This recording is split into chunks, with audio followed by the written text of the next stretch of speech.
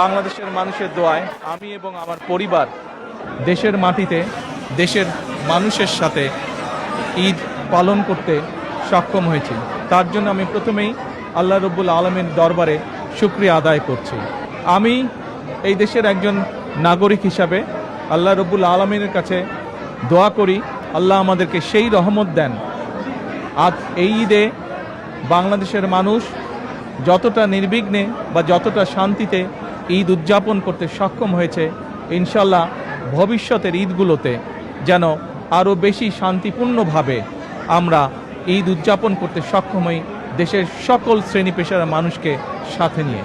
দেশবাসীর কাছে আমি অনুরোধ জানাবো যে আপনাদের সহযোগিতা যদি থাকে, ইনশাল্লাহ আপনাদের এই নির্বাচিত সরকার দেশকে আপনাদের চাওয়া অনুযায়ী দেশ গঠনের কাজে সর্বোচ্চ শক্তি দিয়ে চেষ্টা চালিয়ে যাবে।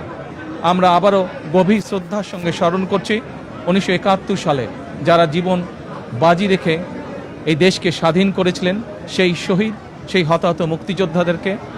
আমি একই সাথে স্মরণ করতে চাই 2024 সালের ছাত্র জনতার গণ আন্দোলনের মাধ্যমে এই দেশকে স্বৈরাচার মুক্ত করতে গিয়ে যারা শহীদ হয়েছেন, যারা হতাহত হয়েছেন, সেই সকল গণতন্ত্রের যোদ্ধাদেরকে।